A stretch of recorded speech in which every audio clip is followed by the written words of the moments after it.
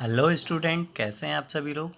और बच्चों, आज हम लोग यहाँ पर केमिकल साइंस के अंतर्गत जो हमारा टॉपिक है सॉलिड स्टेट, तो आज हम सॉलिड स्टेट के संबंध में यहाँ पर स्टडी करेंगे। तो आइए बच्चों, ज़्यादा समय ना लेते हुए शुरू करते हैं हमारा टॉपिक। तो बच्चों, सबसे पहले हम यहाँ पर देखेंगे व्हाट इज सॉलिड। जैसा कि बच्चों आप जानते हैं कि पृथ्वी पर जो भी मैटर यहाँ पर पाए जाते हैं 3 फेजेज में पाए जाते हैं, या तो वो लिक्विड होगा या गैस होगा या सॉलिड होगा। अब बच्चों, हमारा क्वेश्चन ये बनता है यहाँ पर कि व्हाट इज सॉलिड। सॉलिड क्या होता है, पहले हम देखेंगे सॉलिड को कैसे हमें परिभाषित करना है वो हम यहाँ पर समझेंगे। तो बच्चों, as we look around most of things we see our solid substance rather than liquid and gases। तो बच्चों, लिक्विड और गैसेस को छोड़ करके हमारे आसपास की वो सारी वस्तुएं क्या कहलाती हैं, यहाँ पर सॉलिड कहलाती हैं। यानी कि लिक्विड फॉर्म में नहीं होना चाहिए और गैसेस फॉर्म में नहीं होना चाहिए। तो लिक्विड और गैसेस फॉर्म को छोड़ करके जो बाकी सब्सटेंस हैं उनको हम यहाँ पर क्या कहते हैं बच्चों, सॉलिड कहते हैं। The solids are the substance which have definite volume and definite shape. तो इस प्रकार से बच्चों, डेफिनेट वॉल्यूम वाला सब्सटेंस या डेफिनेट शेप वाला जो सब्सटेंस होता है वो यहाँ पर क्या कहलाता है, सॉलिड कहलाता है। तो बच्चों, जिनका आयतन निश्चित है, जिनका आकार यहाँ पर निश्चित है, उन सभी को हम क्या कहेंगे, सॉलिड कहेंगे, या हम जिसे क्या कहते हैं, हम ठोस कहते हैं। In the term of kinetic molecular model, solid have regular order of their constituent particles, atoms, molecules और ions।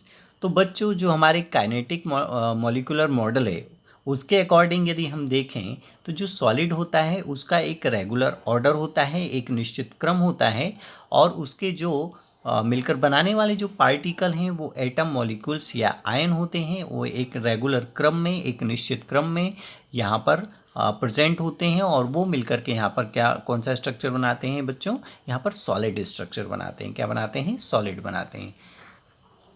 This particles are held together by the fairly strong forces. तो बच्चों, ये जो पार्टिकल होते हैं, कौन कौन से होते हैं पार्टिकल, एटम्स, मॉलिक्यूल्स और आयन, ये आपस में एक स्ट्रॉन्ग, फेयरली स्ट्रॉन्ग फोर्स के माध्यम से, एक मजबूत बल के माध्यम से आपस में जुड़े होते हैं। और जो पार्टिकल होते हैं उस फोर्स के कारण एक दूसरे से बिल्कुल चिपके रहते हैं और दूर नहीं जा पाते, और काय का फॉर्म में बन जाते हैं बच्चों, यहाँ पर वो सॉलिड फॉर्म में बन जाते हैं। Therefore they are present at fix position. तो इन फोर्सेस के कारण जो सॉलिड होता है वो एक निश्चित यहाँ पर पोजीशन ले लेता है, एक निश्चित उसका शेप हो जाता है, उसका जो वॉल्यूम होता है बच्चों वो यहाँ पर निश्चित हो जाता है। तो इस प्रकार से बच्चों हमने देखा व्हाट इज सॉलिड। तो सॉलिड क्या होता है, सॉलिड होता है लिक्विड और गैसेस फॉर्म को छोड़ करके जो बाकी सब्सटेंस होते हैं वो हमारे यहाँ पर सॉलिड में आते हैं। और हमने बच्चों यहाँ पर सॉलिड के बारे में हमने देखा कि जो सॉलिड होते हैं उनका एक डेफिनेट वॉल्यूम होता है, एक निश्चित आयतन होता है। इसके अतिरिक्त बच्चों हमने देखा कि इनका एक डेफिनेट शेप होता है, एक निश्चित यहाँ पर उनका आकार होता है। और यदि हम उसे काइनेटिक मॉलिक्यूलर मॉडल के फॉर्म में देखें तो जो सॉलिड होते हैं वो एक रेगुलर ऑर्डर में होते हैं, उनका जो क्रम होता है वो यहाँ पर निश्चित होता है। उसके जो पार्टिकल जैसे एटम्स हो गए, मॉलिक्यूल्स हो गए या आयंस हो गए, एक जो फेयरली स्ट्रॉन्ग जो फोर्स होता है उसके द्वारा यहाँ पर जुड़े होते हैं, और ये सब मिलकर के क्या क्या फॉर्मेशन करते हैं, सॉलिड का फॉर्मेशन करते हैं। क्या करते हैं बच्चों, सॉलिड का। अब दोस्तों, हम यहाँ पर देख लेते हैं कुछ जो सॉलिड स्टेट के कुछ जो यहाँ पर लक्षण, उसके जो कैरेक्टरिस्टिक, वो हम यहाँ पर देख लेते हैं, general characteristic of solid state.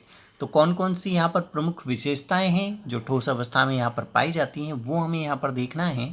तो जो पहली हमारी विशेषता है बच्चों, ध्यान से इसको पढ़िए, solids are rigid and have definite shape and mass. तो जो सॉलिड होते हैं वो रिजिड होते हैं, कठोर होते हैं। जो जो ठोस होते हैं वो कैसे होते हैं बच्चों, कठोर होते हैं। कठोर हम किसे कहेंगे, जिसे हम यदि हम उसके ऊपर यदि प्रेशर यदि अप्लाई करेंगे तो वो यहाँ पर दबता नहीं है, वो कैसा रहेगा, सिकुड़ेगा नहीं, उसकी स्थिति में कोई परिवर्तन नहीं होगा। तो वो बच्चों यहाँ पर क्या कहलाता है, सॉलिड कहलाता है। और इसके अतिरिक्त बच्चों यहाँ पर उसका डेफिनेट शेप होता है, एक निश्चित उसका आकार होता है, एक निश्चित उसका द्रव्यमान होता है। तो ये एक विशेषता होती है, किसकी होती है, सॉलिड की। सेकंड जो उसकी विशेषता है बच्चों हम वो देख लेते हैं, they have definite volume in respective of the size और shape of the container in which they are placed. तो इस प्रकार से बच्चों हमने देखा प्रत्येक जो सॉलिड होता है उसका एक डेफिनेट वॉल्यूम होता है कि निश्चित आकार होता है और निश्चित आयतन होता है, और वो जो निश्चित आयतन होता है वो उसकी शेप और जो साइज के कंटेनर की वजह से होता है, और उसी के माध्यम से जो एक निश्चित वॉल्यूम को हम यहाँ पर जो सॉलिड है सॉलिड को हम एक निश्चित वॉल्यूम का एक मैटर यहाँ पर मान सकते हैं या उसका एक सब्सटेंस मान सकते हैं।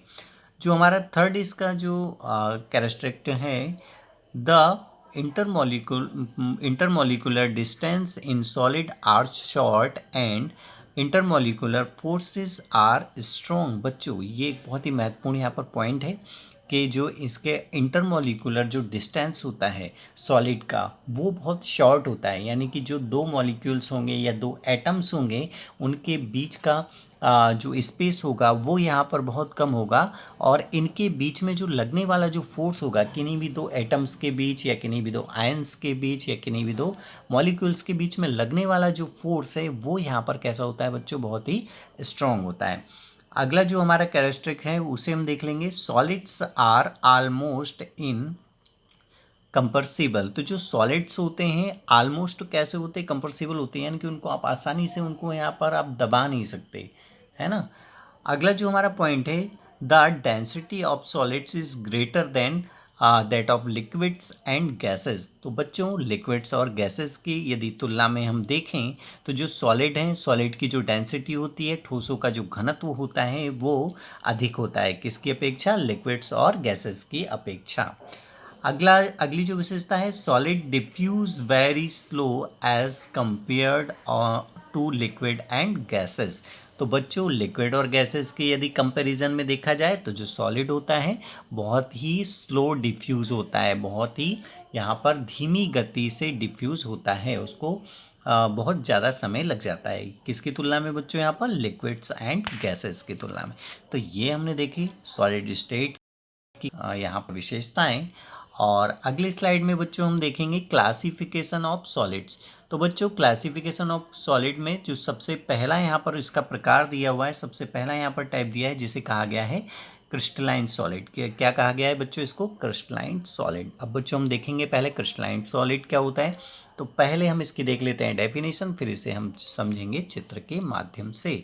तो बच्चों the substance whose constituent particles, atoms, ions and molecules are arranged in a definite geometry pattern are called it is crystalline solid। तो इस प्रकार से बच्चों हमने देखा क्रिस्टलाइन सॉलिड में जो उसके जो पार्टिकल्स होते हैं, उसके जो कॉन्स्टिट्यूएंट पार्टिकल्स होते हैं, कौन कौन से एटम्स हो सकते हैं, आयंस हो सकते हैं, मॉलिक्यूल्स हो सकते हैं, वो एक डेफिनेट जियोमेट्री पैटर्न में यहाँ पर अरेंज होते हैं, और इस प्रकार से बने हुए जो सब्सटेंस होते हैं उन्हें हम यहाँ पर क्या कहते हैं, क्रिस्टलाइन सॉलिड कहते हैं। क्या कहते हैं, क्रिस्टलाइन सॉलिड कहते हैं। बच्चों जैसा कि आप चित्र में यहाँ पर देख पा रहे होंगे, चित्र में आपके पास में यहाँ पर देखिए जो रेड जो बने हुए हैं, ये सभी जो रेड जो रेडिश बने हुए हैं बच्चों, ये इनको या तो आप मॉलिक्यूल्स मान लो या यहाँ पर हम इसको एटम्स मान सकते हैं। और ये देखिए बच्चों ये एक निश्चित क्रम में, एक निश्चित अरेंजमेंट में,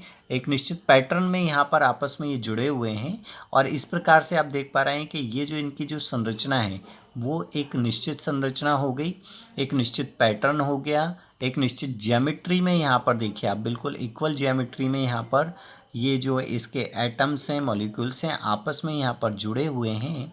तो इस प्रकार से बच्चों इसको हम क्या कह सकते हैं, क्रिस्टलाइन सॉलिड कह सकते हैं। क्या कह सकते हैं, क्रिस्टलाइन सॉलिड। तो बच्चों क्रिस्टलाइन सॉलिड की क्या विशेषता होती है कि जो एटम्स होते हैं, आयंस होते हैं अथवा मॉलिक्यूल्स होते हैं, वो एक निश्चित ज्यामिति पैटर्न में यहाँ पर जुड़े हुए होते हैं।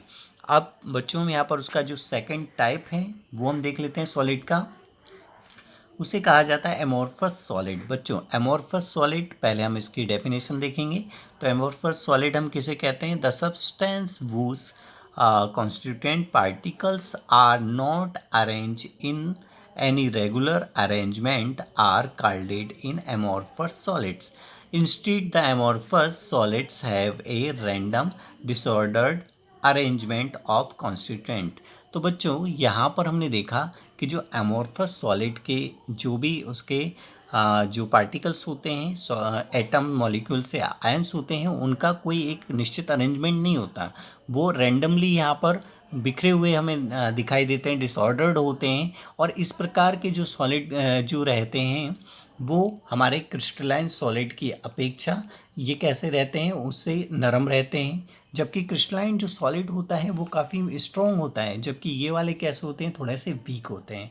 और इनके जो पार्टिकल्स होते हैं वो भी कोई निश्चित इनका अरेंजमेंट नहीं होता, बिखरे हुए होते हैं, डिसऑर्डर्ड होते हैं। तो इस प्रकार से मेनली बच्चों हमने यहाँ पर देखा कि जो सॉलिड्स होते हैं वो 2 टाइप्स के होते हैं, जैसा कि आप पहले देख चुके हैं। पहला हमारा क्या हो गया, क्रिस्टलाइन सॉलिड हो गया, दूसरा कौन सा हो गया, एमोर्फस सॉलिड हो गया।